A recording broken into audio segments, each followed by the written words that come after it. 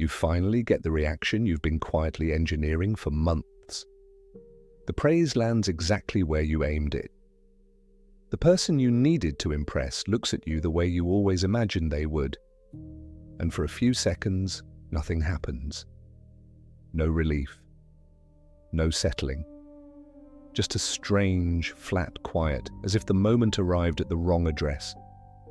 Maybe you assume you're broken somehow, incapable of enjoying what you clearly wanted. But look closer at what actually happened. You didn't receive their reaction. You built it. You knew what to say, what to withhold, which version of yourself to show, and the moment folded exactly along the seams you'd already cut. What came back to you wasn't a response. It was an echo of your own design, wearing someone else's face. And an echo, however carefully produced, cannot tell you anything you didn't already know because it never left the room you sent it out from. This is a strange kind of failure because from the outside it looks like success. You wanted to be seen a certain way and you were, so why does something in you refuse to believe it?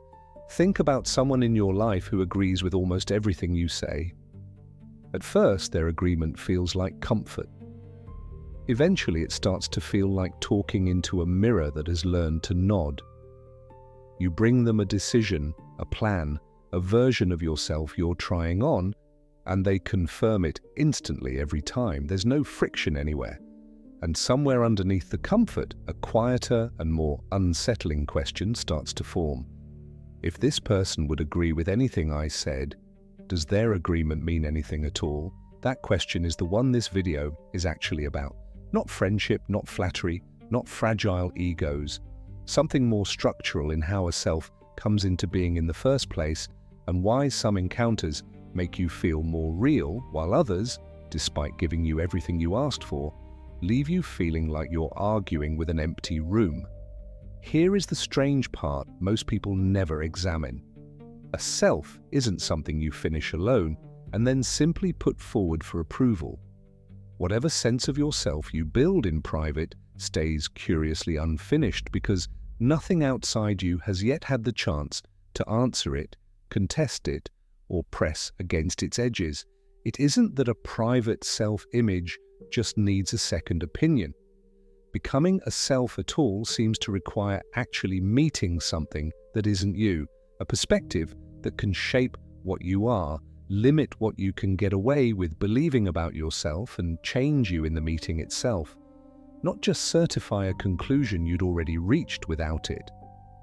So the natural move is to look for that meeting somewhere else, another consciousness that can do from outside what a private mind can't finish alone.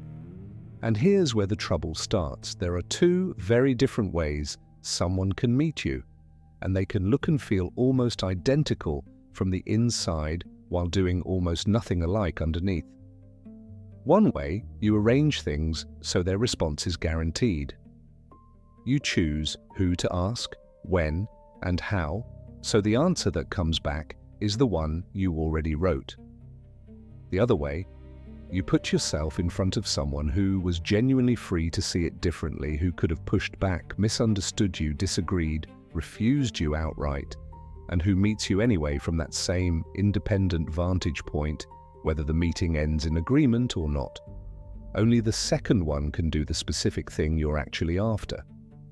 A response that could not have gone any other way tells you very little about you. It mostly reflects the conditions you set up in advance.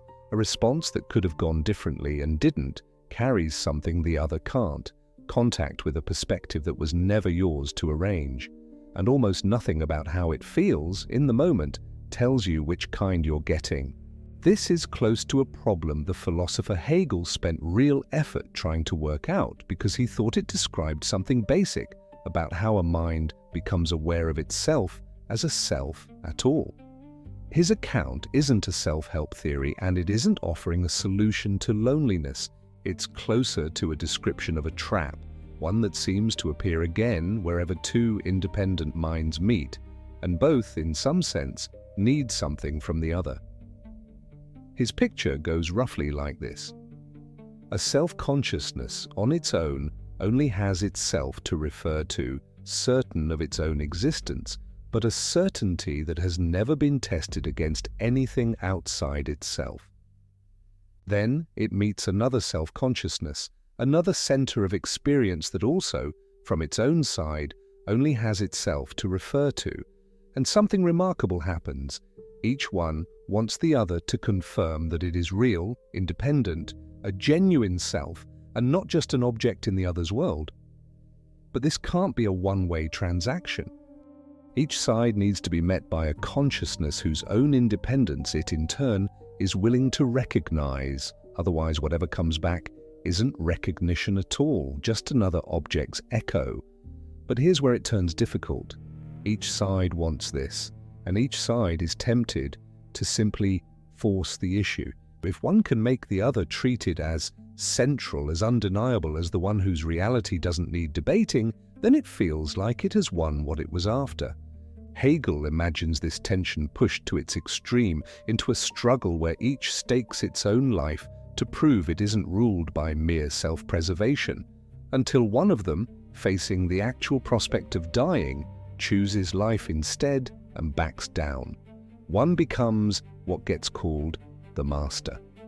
The other, the one who yielded, becomes the one who serves.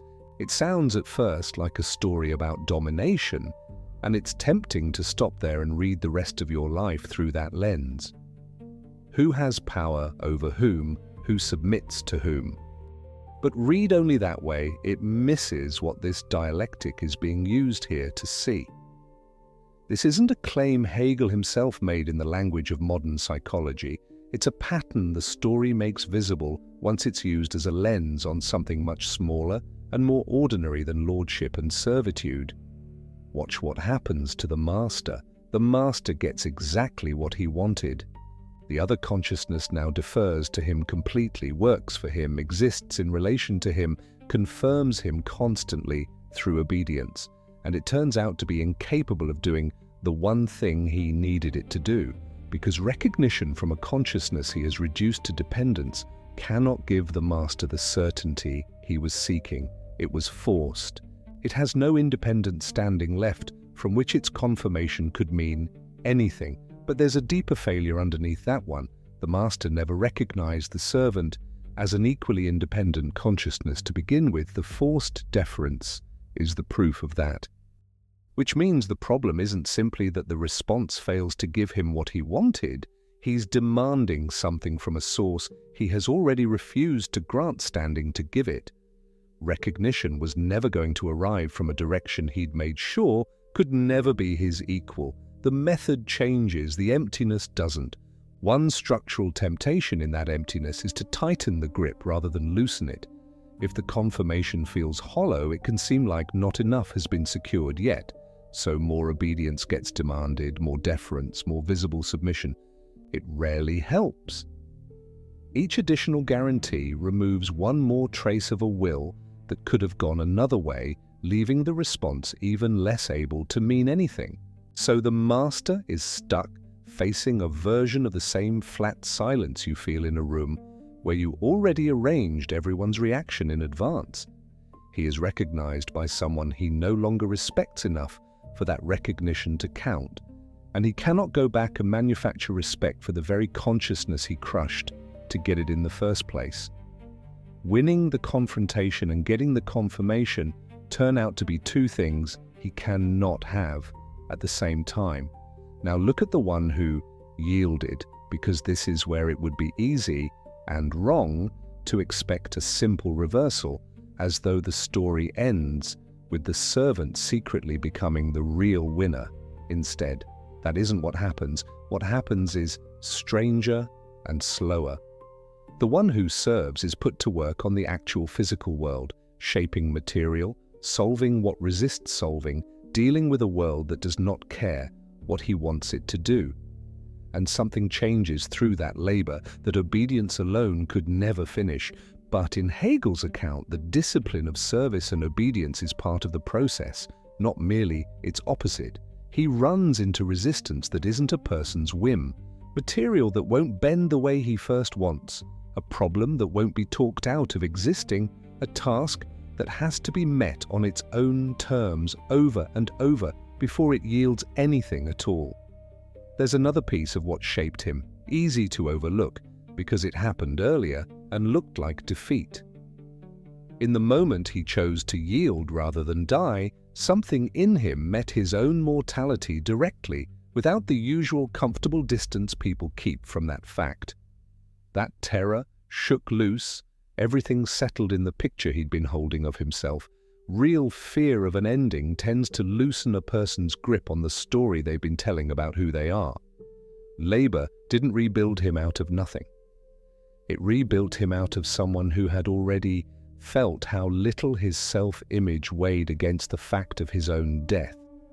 That friction turns out to matter enormously because it's a kind of encounter with something outside his own will that he cannot simply command into agreeing with him, and cannot simply flatter or dominate into cooperating either. He has to actually work with it, adjust to what it demands, fail at it, return to it, and slowly, through that repeated confrontation with something real and unyielding, he comes to experience his own capability as something concrete, something tested against a world that didn't automatically defer to him the way another person, under threat, might. This isn't the same as being recognized by another consciousness. Nothing about shaping resistant material tells him that another mind sees him as real. It's a different, partial route toward a stable sense of self, built through sustained contact with something that resists, and it should not be mistaken for the recognition both of them originally wanted. None of this hands him victory over the master, and Hegel isn't quietly smuggling in a story where the oppressed one turns out to have been superior all along. What he's tracking is something closer to this, a self forged only through commanding others toward guaranteed confirmation ends up hollow, while a self that has had to work, genuinely and repeatedly, against something that doesn't bend to its will, ends up with at least some tested, earned ground underneath it, even while remaining in the story as Hegel tells it, still without the very thing both of them originally wanted, which is recognition between two consciousnesses who see each other as equally real. Neither position, on its own, resolves into peace. The servant's earned steadiness might make him more capable of one day meeting another consciousness as an equal, since he no longer needs to borrow his sense of himself entirely from someone else's verdict, but capability is not the same as arrival. Being ready for recognition and having received it remain two separate things, and the story, told honestly, does not hand him the second one just because he has quietly built the first. That unresolved gap is the part worth sitting with because it's still yours, right now, in ordinary situations that have nothing to do with servitude or violence. Think of how often you try to solve the problem of feeling unseen by increasing your control over people instead of your exposure to someone who might actually disagree, curating a circle that only responds the way you've trained it to, confiding only in people who will take your side, editing yourself so thoroughly that nothing in the exchange could surprise either of you. Each of these feels like protection. It guarantees that whatever comes back can never mean what you actually want it to mean. Controlling the outcome removes the risk. It doesn't remove the need the risk was supposed to satisfy.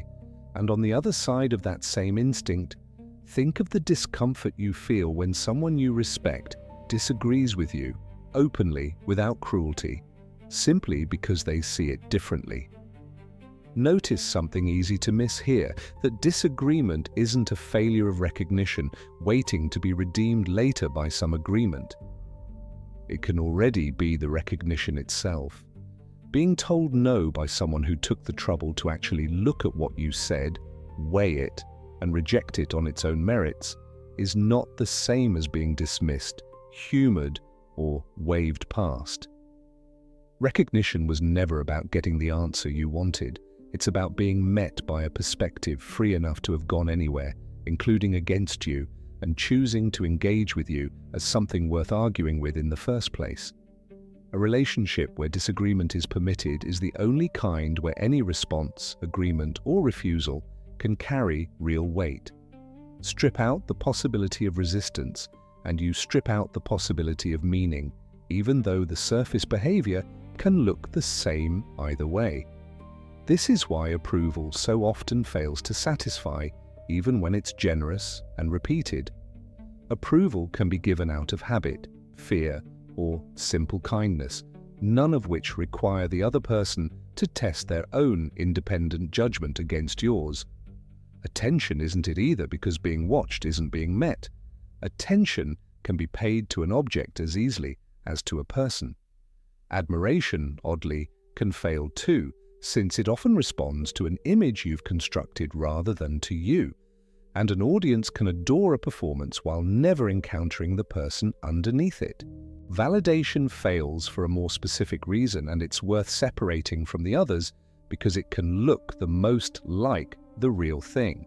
It can come from another person, warmly and sincerely, without that person ever having to meet you as an independent consciousness at all. Someone can validate what you feel, tell you your reaction makes sense, that you're not wrong to feel it out of genuine kindness, without that acknowledgement ever testing their own separate judgment against yours. It answers the feeling. It doesn't yet answer the harder question of whether there's an autonomous someone on the other side who was free to see you differently and simply didn't. Being needed carries its own quiet trap, because need can flow towards you for what you provide rather than for who you independently are, which quietly turns you into an instrument again, just from the other direction. And dependency, whether someone else is on you or yours on them, tends to corrode the very independence that recognition requires, since a mind that cannot afford to see you clearly, because too much depends on not seeing you clearly, stops being able to test anything honestly. Obedience, the master's error, closes the loop. It guarantees a response while destroying the one thing that could have made the response worth having. Each of these can feel for a while like being loved, being respected, being wanted. None of them is the same as being recognized. What's left, once all of those are set aside, is something much harder to arrange and much harder to fake. Recognition, in the sense that can actually do this specific work, requires two things happening at once. The other person has to be free enough, independent enough, uncoerced enough that they could have responded differently, and they have to actually meet you anyway, not as a mirror, not as an instrument, not as an extension of their own needs, but as another center of experience encountering another center of experience. It requires risking exactly the disagreement, the resistance, the possible refusal that every instinct tells you to eliminate. And it runs in both directions. You cannot receive this without also being willing to grant the same independent standing to whoever is meeting you. Recognition that only flows one way collapses back into the master's failure, just without a servant to blame it on. That's the part no version of this can soften. You cannot manufacture this kind of recognition through strategy, charm, tighter control of the narrative, or persuasion aimed at guaranteeing a particular reaction, because to the exact extent any of those succeed at guaranteeing the response, they've already narrowed the other person's freedom to respond otherwise, which is the one ingredient recognition actually depends on. Persuasion that leaves someone genuinely free to still say no is a different matter. It's the guarantee itself that causes the damage, not the attempt to be understood. And this is why the search for recognition can look, from the outside, like it's going well right up until the moment it fails completely. The strategy succeeds at gathering exactly the response you engineered, and the response, having been engineered, cannot do the one thing you needed it to do. So the discomfort you feel when someone might say no to you isn't a problem to engineer away before you can finally be confirmed. It's the condition recognition needs in order to be real at all. You want another person to tell you that you are real, but to believe them, you have to accept that they exist outside you with their own vantage point, their own right to disagree, their own capacity to withhold exactly what you're hoping to receive. There is no version of being confirmed that doesn't run through the risk of not being confirmed. That risk is not a flaw in the process. It is the only thing that ever made the process mean anything in the first place.